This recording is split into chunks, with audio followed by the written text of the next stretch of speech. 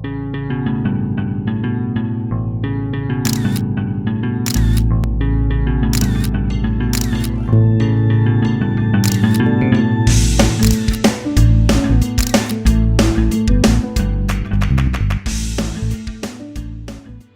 world of Dragon's Dogma holds many secrets, but no secret can compare to that of the pawns. Enigmatic figures whose existence leaves more questions than answers. There is very little lore on the pawns, but today I'm going to do my best to compile what is known about them and make some inferences based on the knowledge that we do have available. And hopefully, by the end of the video, we all have a little bit better of an understanding about our stalwart companions. This video is going to be for people who want to brush up on some lore about the pawns, and for new players who might want some additional info on them. This isn't a guide on what to do to maximize your pawn's abilities, it is purely a lore video on the pawns, or at least I hope it ends up that way. But first, I need to clear up some misconceptions about the pawns, and then we can move into some background information and answer some questions.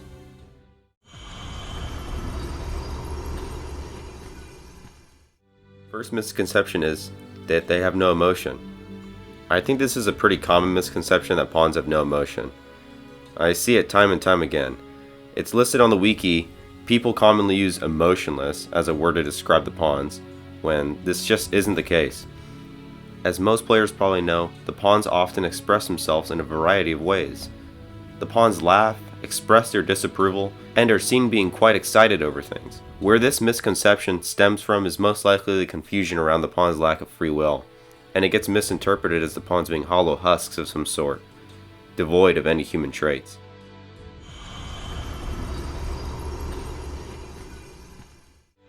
This one is very understandable, as our pawns cannot use hybrid vocations in any capacity. However, pawns can be found who use hybrid vocations, although we cannot interact with them outside of combat. And these pawns would be those of the Bitterblack Isle in Dragon's Dogma Dark Arisen, the DLC to the first game. The people you meet in the dungeon aren't people at all, but pawns who have lost their own Arisen and become crazed. Some of these pawns are able to use the Magic Archer vocation, and there is no reason to suggest they cannot use the other hybrids. I would assume the cause of these vocations being exclusive is for game balancing reasons, and a way to set the Arisen apart from the pawns narratively through gameplay.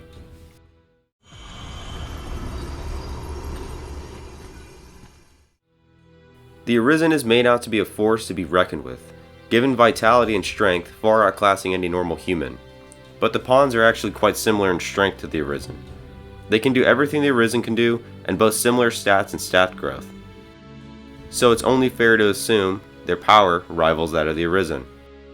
Although I still like to think that the Arisen is slightly more powerful, as the will of the Arisen is usually what enables pawns to do what they do. Now, I'm going to move on to some questions that I think I need to answer.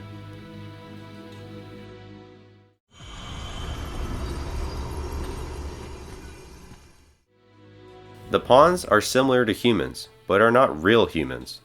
They are all creations of current and former Arisen, and for the most part are subservient to the current Arisen. However, there are some exceptions to this. Some pawns are not able to be added to your party and basically act as normal human NPCs.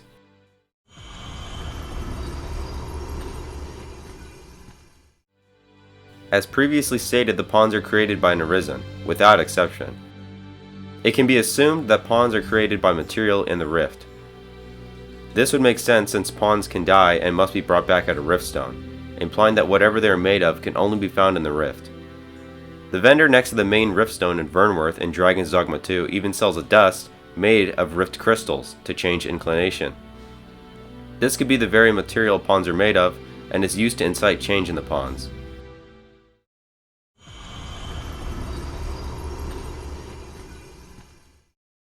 It should come to no surprise that the pawn's only role is to serve the Arisen on their quest, although it may not be as simple as that.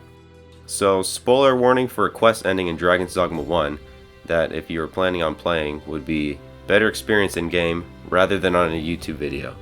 I'm trying to draw this out a little because I hate when YouTubers give a 3-second spoiler warning, so I guess last chance. Okay, on with the video. In Dragon's Dogma 1, there is a quest where the Witch of the Forest has a pawn. The pawn's name is Celine, and by the end of the quest, she turns human. This means that pawns and humans are more closely related than one would initially think. It is theorized that pawns are the creator's first attempt at life. Then humans came shortly after, and finally the dragon and the Arisen, kicking off the cycle of the dragon and the dragon slayer.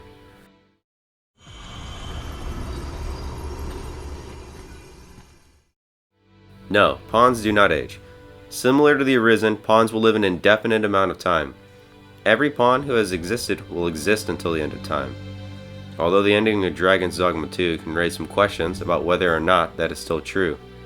But I won't be discussing the ending of Dragon's Dogma 2, as I don't want to spoil it. It is a very fun endgame, and I think you should also experience that endgame.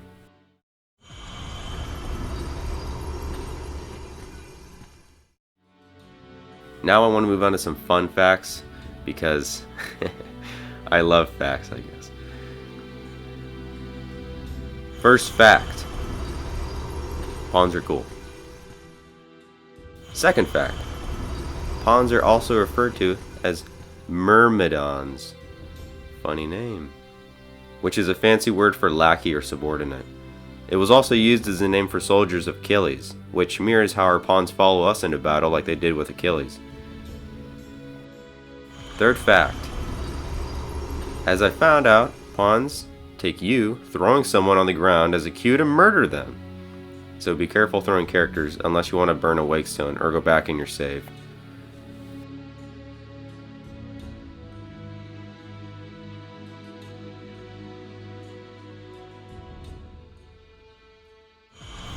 Fourth fact: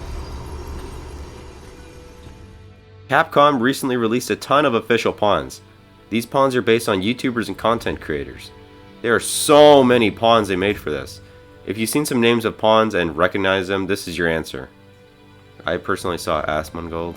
I don't watch him, but I've seen him recommended, and I thought it was weird that I saw him in the pawns listing. Fifth fact: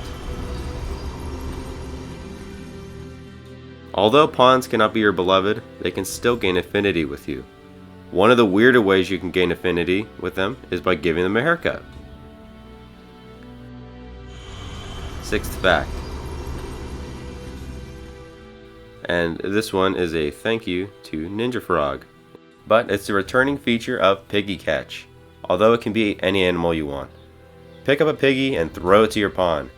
If they're of the simple inclination, they'll throw it back. It doesn't work with other inclinations in DD2.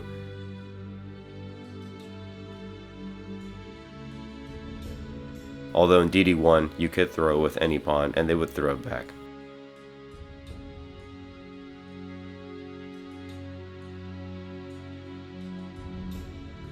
Seventh fact: pawns in Dragon's Dogma 2 have a new AI system that actually allows them to learn from you. They'll copy things you do in battle, and I've seen my pawns actually attempt to throw items at enemies after witnessing me hurl a boulder at a goblin.